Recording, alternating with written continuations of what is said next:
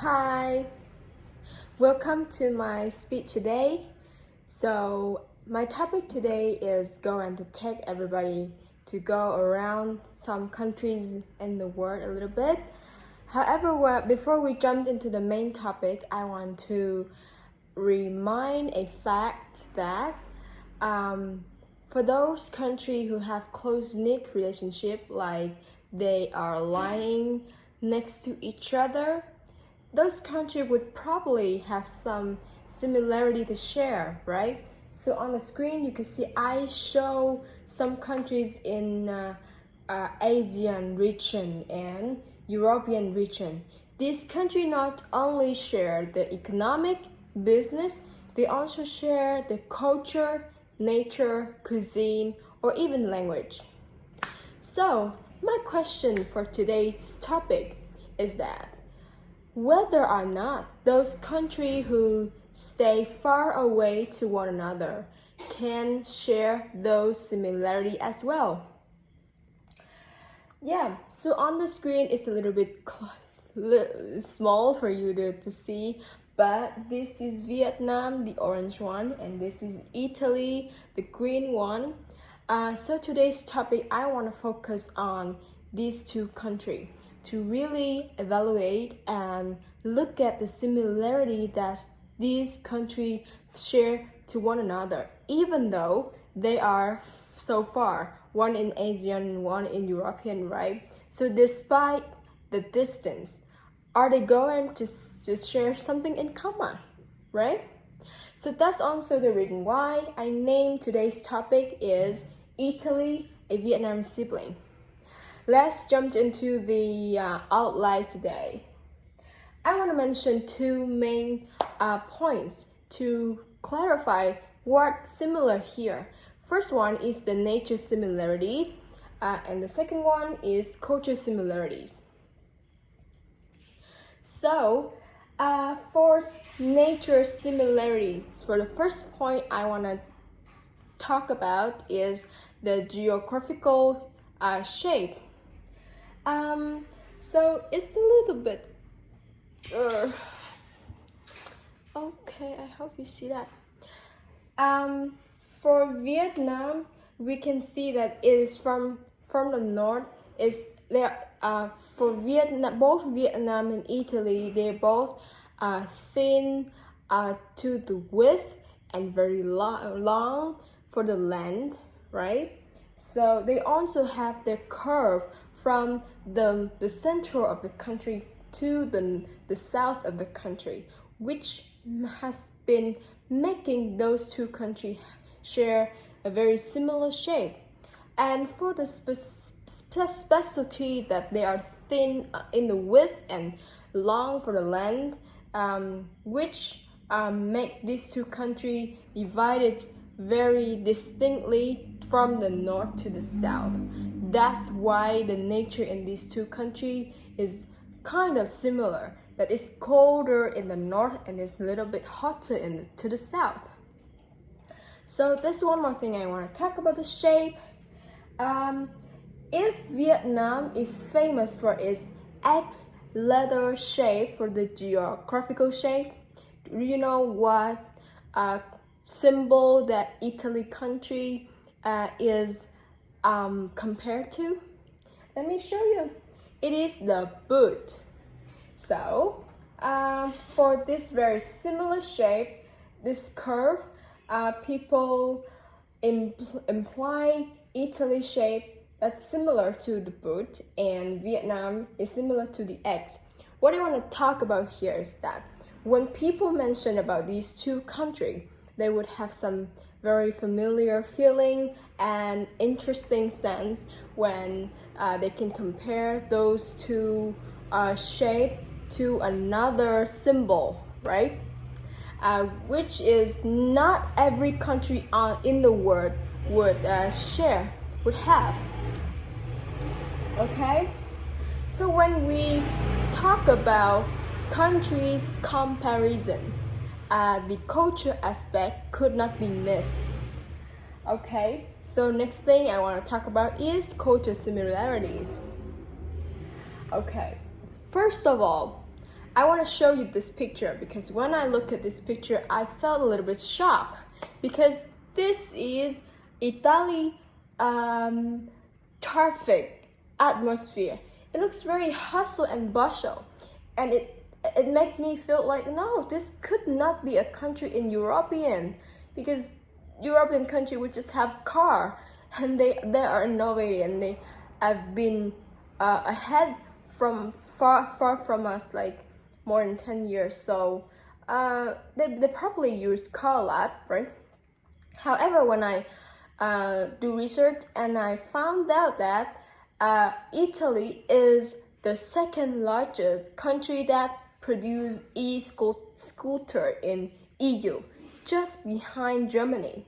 And there's another fact is that Italy is the largest scooter using country in EU. That's the reason why making this country hustle, bustle, and busy like this.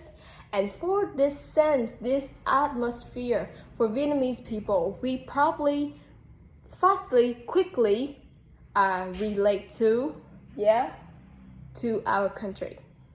Vietnam traffic's atmosphere is probably the same.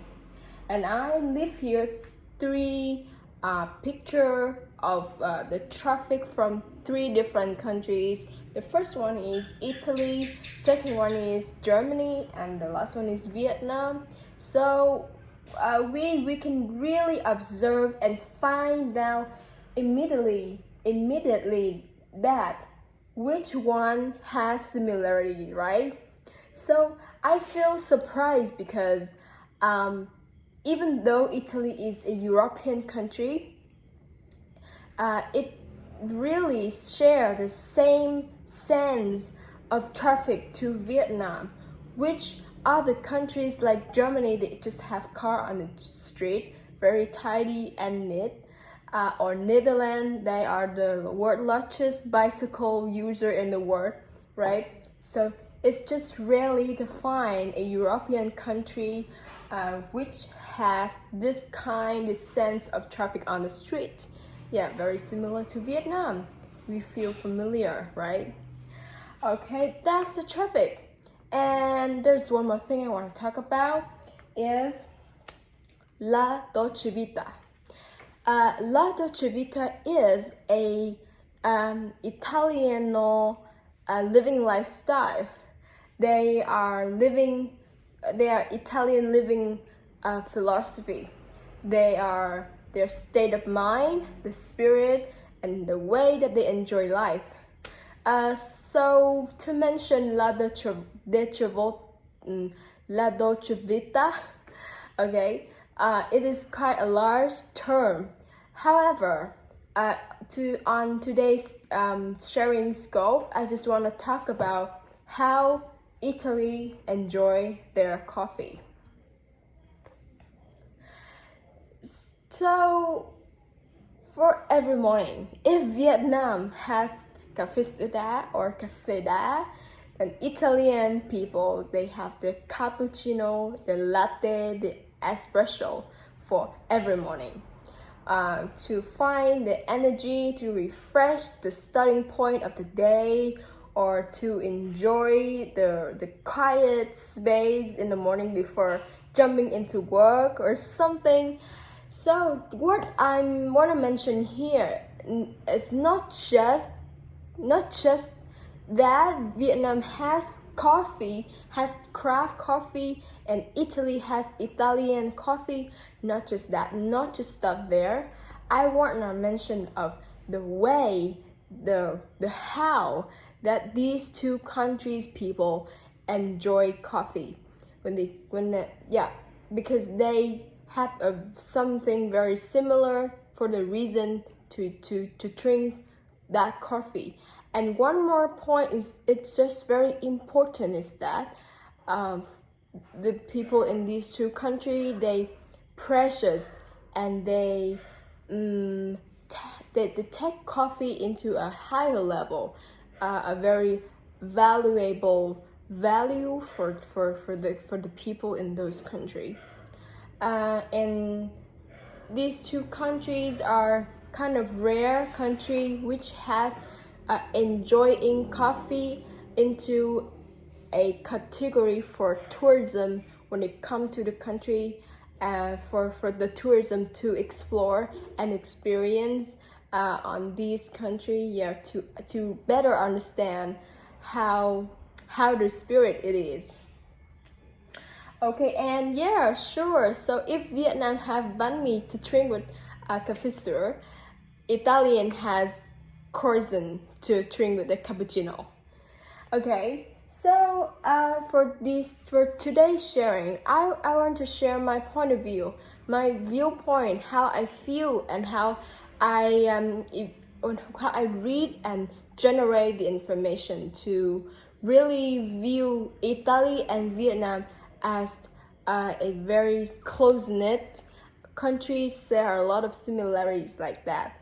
So there's one interesting way that you can find out whether or not these sharing makes sense is that you should experience yourself.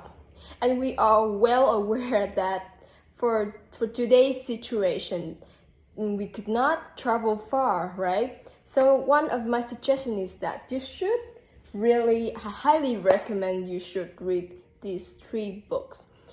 These 3 books is sharing about Italy itself and was written by Vietnamese people, Vietnamese author. They are journalism. They are journalists.